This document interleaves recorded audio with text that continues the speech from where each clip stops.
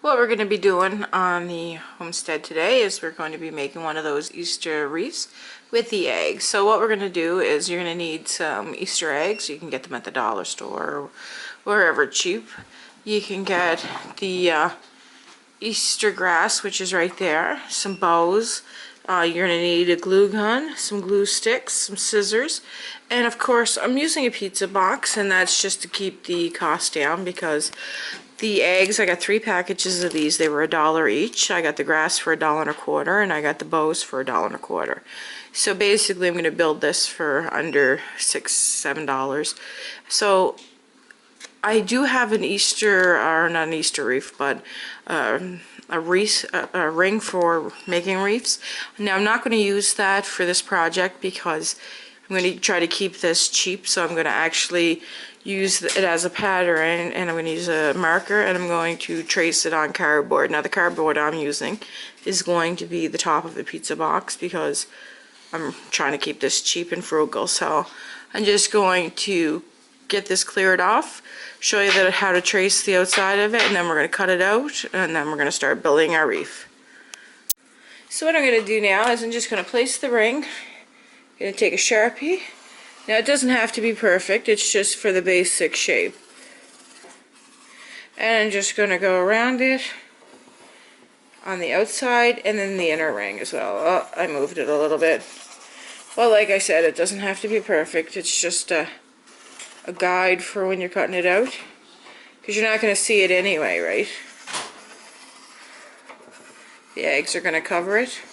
It's just something stiff to hold the eggs to. So I'm just going to lift that off. There's my pattern.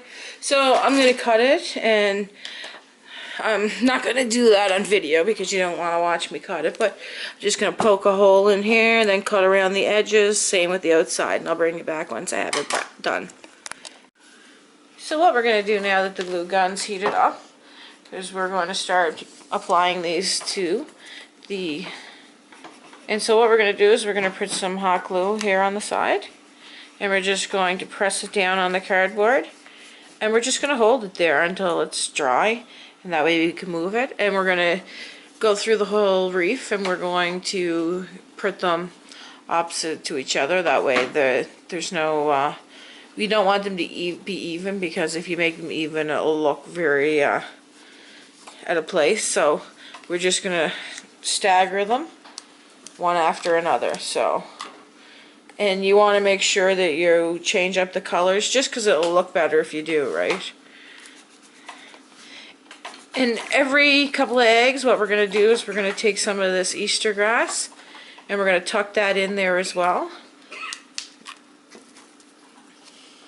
It'll look pretty, and don't worry about the different lengths because you can always take the scissors and trim it out afterwards. So I'm just going to continue on, and I'm going to add more eggs, and I'll bring you back. So I just wanted to give you a quick update to show you what it's looking like. And as you can see, I just take the Easter grass, I lay it on the wreath, having some stick out. That way you can see it stick out behind the eggs. And you just put a dab of glue on them and press them down. I'll just bring you back and show you. So I just wanted to show you how I'm applying the summer grass. So I just cut it in half for it's not as long as the whole piece, and I just take the glue stick or the glue gun, and I just little streams over it to hold it in place, because you don't want it to like fall off once you lift it up. And now we're going with the yellow, so I just take a dab of yellow, put it right on here, and I just press down. And you want to have it sticking out because I'm going in that pattern. Then I'll fill in the inside. So I'm just going to finish up this ring, and I'll bring it back. So what our project is now going to need is something to hang it up by. So what we're going to do is we're going to cut off some string. Now you're going to want a nice thick string to do this with, because you're not going to want it to be something that's going to break. So what we're going to do is we're just going to loop it like that.